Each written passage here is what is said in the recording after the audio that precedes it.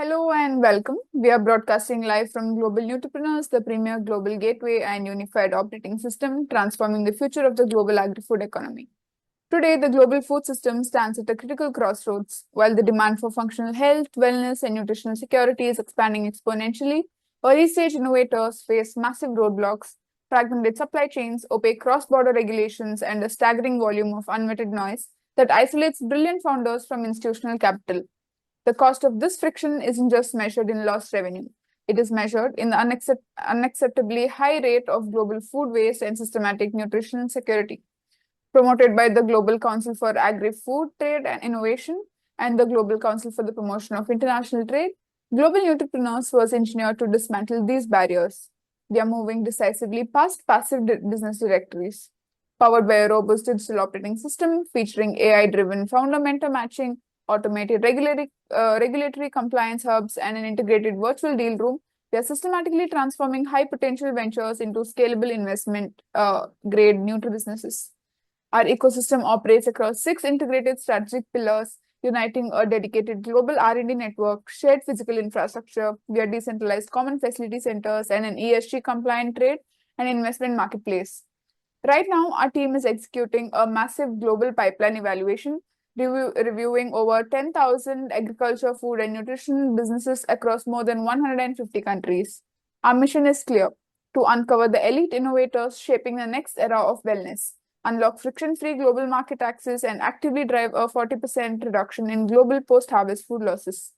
Today, as part of our Global Trade, Investment, and Sustainability Forum series, we are mapping out the blueprints for this agricultural revolution. Joining us is a leader whose work sits at the very frontier of his transformation. Please welcome to the global stage our guest for today, Sree Rama Murthy is an independent director, strategic business leader, education entrepreneur, and ESG professional with over 25 years of experience across FMCG, telecom, education, agri-tech, food processing, manufacturing, and technology. His distinguished corporate career includes senior sales and business transformation roles with global leaders such as Procter Gamble, ITC Limited, and Bharti Airtel, where he contributed to mobile campaigns that set 2 Guinness World Records.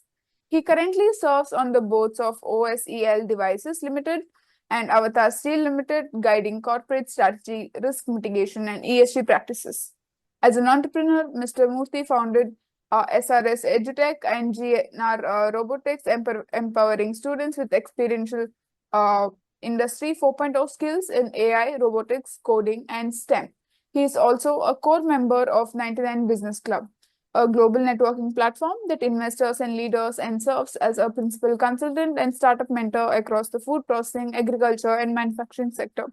Thank you for joining us today to help shape the future of global entrepreneurs. I now request you to kindly proceed with your presentation. Over to you. Thanks for a lovely introduction, Musika. I'm very happy and touched with the kind of initiative the Global Nutripreneurs is taking up. Okay. I'm very impressed the way it is getting conducted, and I have seen the previous interviews of the people on the kind of dignitaries who are coming and addressing the global problem. I would say global problem, it's a global opportunity, and they're trying to help the needy and in terms of practicing the good practices and trying to help in giving a better planet to the earth. Okay. So, thanks, Grishika, once again for giving this opportunity to speak. Yeah. Before I would want to talk about more about Nutripreneurs and agri this one, I would like to recall how the global economy or how the global agri system has been changing. Earlier, we were having, the bullock carts, even now also we have, but earlier we were in the traditional format and people were living, for hundreds and thousands of years with using the traditional systems which have been tested and proven and has been coming across. With so much of civilizations happening and these education systems coming up and a lot of practices coming up, there is a lot of changes happening in our system, ecosystem. And adding to the ecosystem, we have started using different means to do the same agriculture. The same rice is produced, but by different methods now. Like earlier, it was playing land and the bullock carts and sowing and doing all that and wait for the rains to come. Now the scenarios are very different using modern agriculture methods. Getting water, unfortunately, getting water from outside in so many cases, getting using pesticides and fertilizers and whatnot things. Of course, everything, end of the day, the objective by anybody to produce is to end of the day to feed somebody's stomach. There has been, because of the demand is so high and there is also a supply in terms of, factors, there is a need for produce more for the same number of stomachs or more number of stomachs. And there has been some good practices and some not so good practices, which has affected this planet. So here we have started using pesticides left and right. We started using fertilizers left and right. We started using, other means of production, which has very largely affected, big section of people, and that also affecting the climate. So this Nutripreneurs, the initiative, some of the people who are practicing it has really touched me, how they're trying to revive the whole ecosystem. So here ecosystem, what I meant is the way they produce, how they produce and what they produce is making a huge difference. No, there are, of course, in terms of, because we are in the age of impatience, we need it urgent, everything. So because of this urgency and also the need to service the customer, there are a lot of shortcuts being used and unfortunately, which is not yielding to good health. That is the reason there is a need for SDG goals which has come in, and also now it is transformed into an ESG kind of practices by many of the organizations. So my journey has been very, very interesting personally, where I have seen from a multinational company how they produce the goods to the Indian local startup, how they are producing. There's a huge difference. Multinational companies have got deep pockets and they have got good systems in practice and have got good access to funds and also people. So they were producing in a rampant pace, and they're helping to take from the farmer and send it across the globe. The same way our startups also started producing, and startups which have got good ecosystem are able to grow faster and able to lead. However, there are some startups which need support, where we are coming in and helping them to make it like a packaged format or make it like how the consumer is looking at it. And also with a kind of nutritional value to be checked by various labs and also acknowledgements by the consumers. So this is how the journeys are happening by various startups. I would like to make one more observation from my side, how the food processing is happening right now. Various food processing companies have come in, and there are good FPOs which are able to put up systems and processes in setting up the food processing units, putting the high-end machineries, and they are able to buy it or source it from the local farmers, or local farmers who are members also giving to these FPOs or the aligned food processing units, from where this atta, dal, and all these things are getting produced. And these produced again getting connected to a bigger companies like a biscuit company, or it could be a snacks company, or it could be a hotels or this one, which is going. So there is also there is a system of traceability which has started. There is a system of right sourcing is also started, and there is also the consumer demanding, whether India or abroad, in terms of asking for quality product. So there's a lot of, government FSSA kind of guidelines being followed, and also export regulations which are getting followed, and also international companies demanding the, US FDA or maybe people from different parts of the world having their own norms and asking us to submit. So this is forced the Indian producers to get to that kind of standard and trying to pull up the socks, and we are also running in it. There's also one very good thing happening, India showcasing on world map. Could be Dubai Gulf Food, or it could be Pragati Maidan or Bharat Mandap. We are showing our agri strength. So all these things are actually adding to the visibility of India. Jo dikhta hai, wo dikhta hai. That's how the smaller companies are coming up and showing their own. There are so many success stories happening day by day. And I'm sure, as the days pass, the market also is understanding and give us the right rewards. This is what are my thoughts on this entrepreneurs. Thank you, Sree Rama Murthy, for sharing your valuable insights with the global entrepreneurs community. That was an engaging and thought-provoking presentation. I'd now like to ask you a few questions to dive a little deeper into your experience and perspective. So, with your extensive experience as an independent director and ESG professional, how can emerging agri-food and nutritional ventures embed strong governance and ESG metrics into their core operations early on, rather than treating them as an afterthought? Yeah, in fact, this nutrition ventures, ESG becomes one threshold, area. As an independent director and a ESG practitioner, I would recommend, we should just put a governance system before scaling. However, the size of the company may be, we need to have a very clear documented decision-making process, very system-driven system process, clearly defined roles of each of the founders, a monthly management meetings and documented minutes, an advisory board of experts, which is very, very critical with a financial professional or a technical professional, and integrate ESG into the business strategy, which is a very, very critical. How do we achieve the sustainable sourcing policies? How do we do ethical procurement practices, food safety and quality assistance, farmer welfare and community engagement? These are some things where, we can integrate ESG into the business strategy. Some kind of measurable ESG KPIs, what we can do is in terms of measuring the renewable energy usages, or a carbon footprint, or a food waste reduction, and a packaging recyclability, which is the circular economy.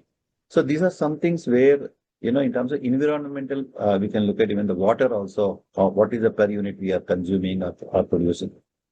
And of course, the social factors, farmer income engagement, number of women employed, training hours, what is given, occupational safety metric, consumer nutrition metric. And in terms of governance, in terms of board meetings, how it is being done, policy compliance, integral internal audit observations, vendor, so that there's no, there is a very clear ethical compliances which can happen. As a director, I would look at, a responsible supply chain, in terms of map the supplier rates, conduct a supplier assessments, variety of food safety certifications, verify the food safety certifications, and also look at how do we promote, regenerate sustainable ethical practices. So these are some things which can actually strengthen our data and digital governance too, where we can look at, dashboards for ESG, in ESG monitoring, and also engaging the stakeholders. As being a director, the stakeholders are here in this chain of things like farmers, consumers, employees, investors, regulators, and local communities. Overall, how we can, in terms of achieve the sustainable development goals, IFRS, sustainable disclosure standards, global reporting, GRA initiatives, all these things will add up to our ESG good practices. Overall, what I mean to say is we should build an ethical and organizational culture which will help in creating value for the end consumer. These are my perspective, how ESG can mitigate a lot of risks and also give a clear decision on ethical and transparent processes. Thank you for sharing that perspective. That's a very valuable insight. Building on that, I'd like to move to my next question. So, drawing from your background with global giants like P&G, ITC, and Airtel, what are the most critical route to market and channel strategies that sustainable agriculture and food processing startups often overlook to scale nationally or globally? See, food processing companies, great learnings we can take from these giant multinationals. Whatever my understanding, these giant national companies primarily operate on a very strong distribution network. They build distributors, maybe city-wise, also taluk-wise in some cases, and go deep-rooted. They partner with local entrepreneur and grow the business. And they also have an engagement model with the local partner level, the national partner level. And they also do in terms of market segmentation. It could be a modern trade, digital modern trade, or it could be a Horeca kind of a segment where hotels, restaurant, cafes are there. And there are institutional buyers, export markets, government procurement agencies now, which is one of the biggest. Government procurement today is something like, if we add up Amazon, Flipkart, and Big Basket, all these together also, government procurement is some 10 times bigger than all these companies. So that is the kind of government is giving opportunity for entrepreneurs. We should leverage that. So what my perspective is, as a startuppreneur or as a nutripreneur, you need to identify your segment and pick up one particular channel, then going all across. Pick up something where your product can sell. And also build a distribution before brand awareness. That actually is the most important. You should launch in one city, one region, go step by step, and also expand to adjacent market, and also building, surrounding markets. And, you need to be the Raja of the local place. Initially, that's what I recommend people. So in this way, what happens is you get strength, you get confidence on what you're doing. And we also need to look at, as a nutripreneur, kind of a products what we have, you need to look at, in the same kind of market or the same kind of location, different types of models to sell. Either it could be an online, or it could be direct to sell, or it could be an export opportunity that the entrepreneur should be able to identify. And you should also need whomsoever you're partnering as a distributor should be as a business partner. The day you treat him like equal to you and also bring the relationship factor, then what happens? The distributors will they will reciprocate you.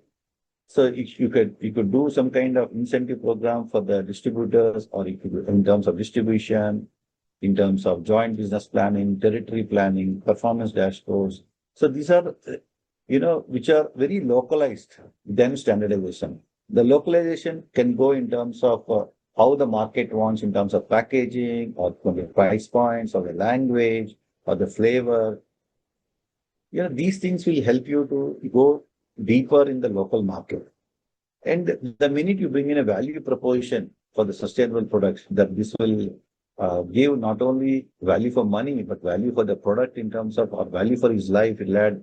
So the minute you say we are focusing on health and nutrition, it will add up to your safety, traceability, convenience, long-term values. All these things will help you to increase.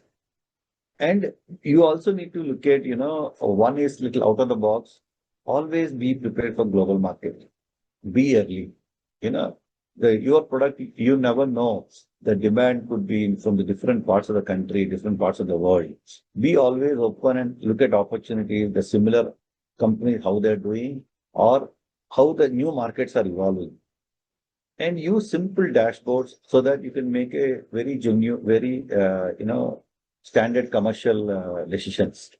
Simple things like sales by channel or distributor fill rate, repeat purchases, gross margins. All these will help you to further strengthen your work. These are actually my key learnings, sir. How, big companies, how they invest in people and capability. Same way, the entrepreneur also look at how he can invest himself, how on himself and immediate team members, on understanding the dashboards or getting more technical knowledge. These will help him to scale easily and also sustainable way. Yeah. So what I'm trying to say is having commercial excellence with supply chain resilience and strong governance, customer-centric innovation, you can also become a multinational. These are some things what I strongly feel. That's a very interesting way to look at it. So moving on to our next question. Through SRS Edutech and GNR Robotics, you are focused heavily on STEM, AI, and robotics education. How do you see these advanced technology skill sets shaping the future of smart agriculture, food security, and sustainable supply chains? Yeah. So smart agriculture begins with the smart talent. Today, one good advantage is farmers and also study. Whatever I have come across, most of the people are investing in education, which is a very, very good thing happening across. So when we go to these villages and when we meet, when the farmer keeps telling, my grandson is studying in this college, my son has graduated from foreign university, and my surrounding people are from this place, that place, it gives so much joy. And I'm so happy to say in so many locations I've seen farmers using iPhone, farmers using iPad, farmers already access to the agri infrastructure. Either they borrow, rent or buy. So there is something like AI-based crop health monitoring, disease detections, IoT enabled soil moisture testing, and government also supporting to various MSMEs, how it can be supported to farmer for better yields. Some things like drone-based crop surveillance just started, and precision spraying, so that you don't waste unnecessarily the sprays, and also you do it faster. And there is also predictive analysis of weather and yield forecasting, which is helping farmer to plan his will-being. So AI, as per me, will strengthen food security. Basically it predicts demand and minimizing food wastage, and will help in storage optimization and inventory management, and also improves quality inspections and computer vision. And it's supporting climate resilient farming decisions. And the other big things which is already started in some countries, India also very slowly started in terms of automation, like robotics can transform food processing. Because if you, in like a lot of places where because of climate situation like this, very hot or very cold, human being doing all the work sometimes becomes a challenge. Where we could use, automated robots, grading, sorting, hygiene packing system, smart warehouses, inventory management, and quality inspections, all this can be done. What my thought process is how a small child, we can ignite him to think differently using these machines. Technology should come to our support, not we supporting technology. Like we should not become, a worker for technology. Technology, we should make it work for us. That's how my thought process. That's what we are doing the education to various locations, how we can help farmers in building simple applications or simple solutions using AI and robotics. So there is also in terms of a lot of things happening in terms of sustainable ESG principles. AI is being used to give them predictions, how they can further shape and achieve their objectives. So certainly by putting these things, actually, our vision for India to make it, very large agri entrepreneurs and also smaller entrepreneurs are becoming global entrepreneurs. I strongly feel with leveraging the STEM, AI, and robotics in the early ages, we can achieve these goals. Thank you for highlighting that. So that leads us nicely to the next topic. As a mentor to numerous MSMEs and growth stage companies, what are the most common operational bottlenecks you see food processing and agri-tech founders face when transitioning from local incubation to global market readiness? One of the challenges MSME always has is in terms of one is they're very small. The name itself, medium, small scale, medium, small and medium industry, medium enterprises. So because of their limitation, they tend to, rely on the local or rely on their own instinct. So sometimes what happens when sometimes our gut feel or our reading could be right, but there is also one challenge in terms of inconsistent quality and standardization, which actually leads to lower material quality, limited process control, weak quality assurance things. So these things, something how we can address, in terms of putting simple processes like farm to fork tracking mechanisms, supplier qualification processes, digital procurement records, batch level traceability.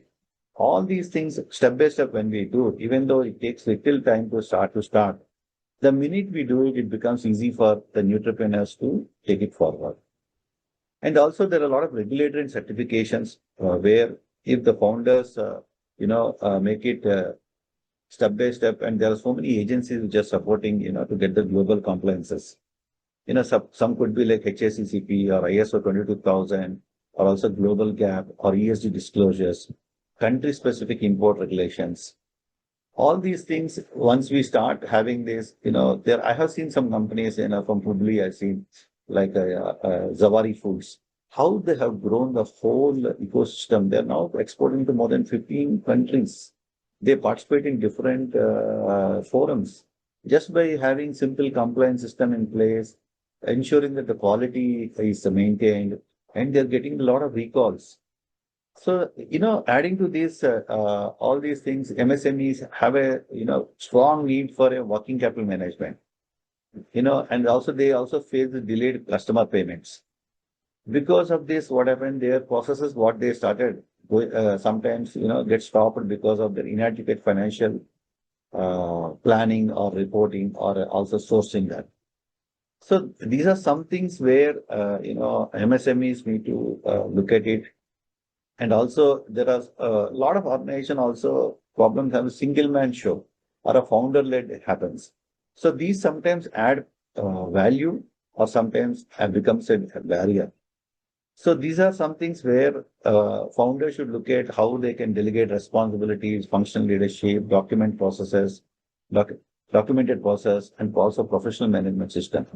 These will help, to further streamline things as per me.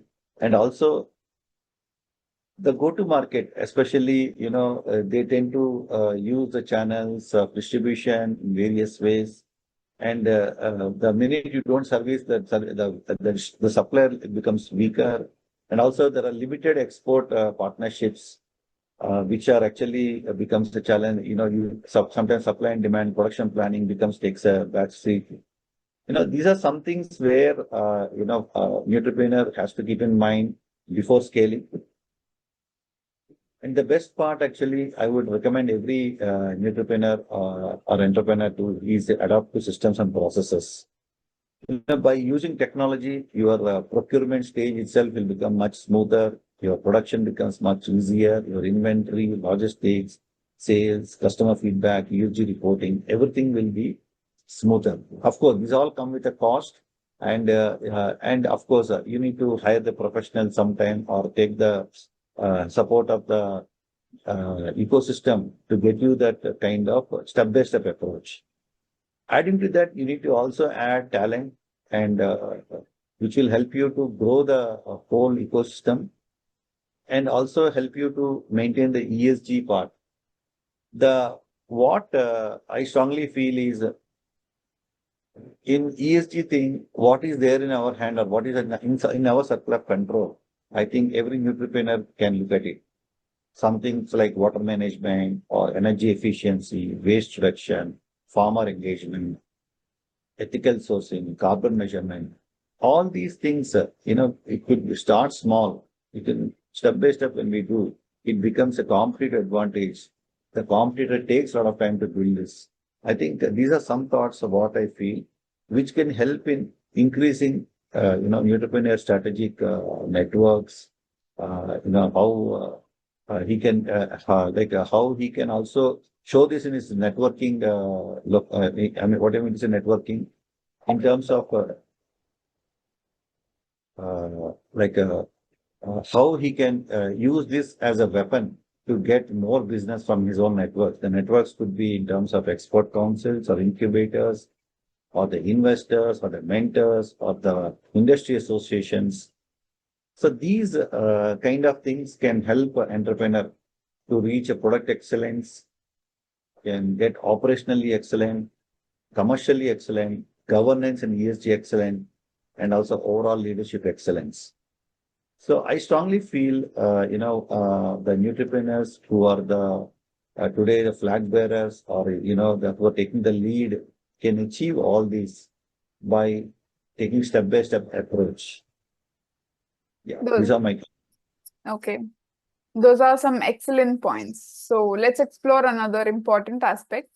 As a core member of the 99 Business Club, how can cross-sector networking platforms better facilitate capital flows, public-private partnerships, and sustainable trade opportunities for nutrition-focused entrepreneurs across emerging markets?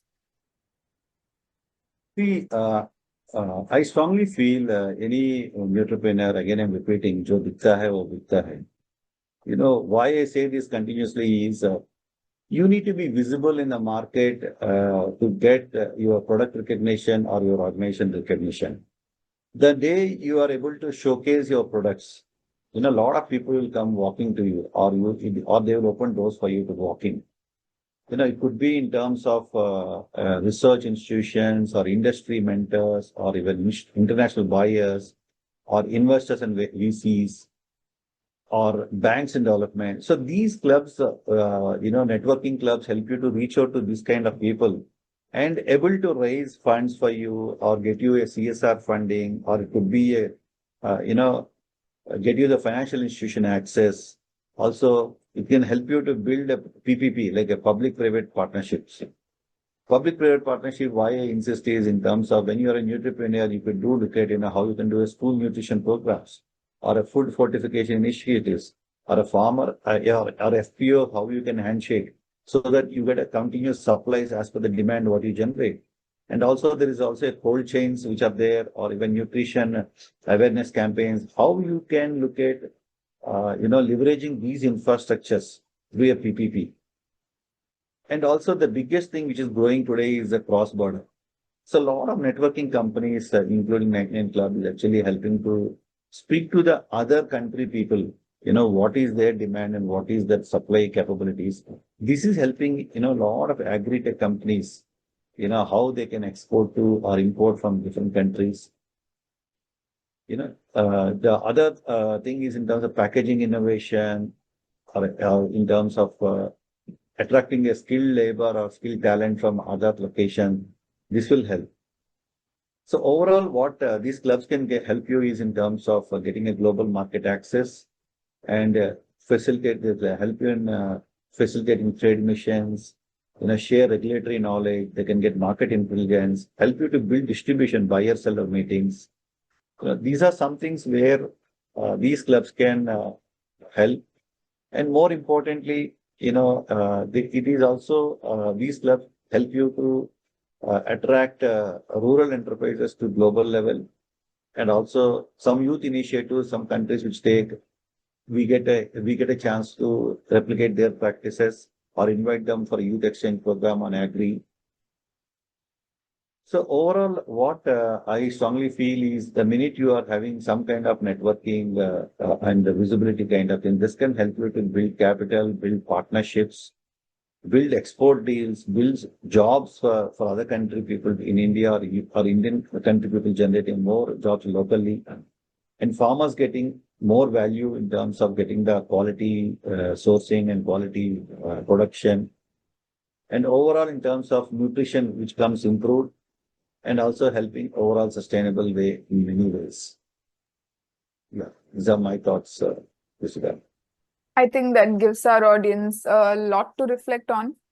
What an incredible masterclass of a conversation. Thank you for sharing your blueprints with us today. Your profound insights reinforce exactly why global entrepreneurs exist, to bridge the critical gap between commercial profitability and sustainable social impact.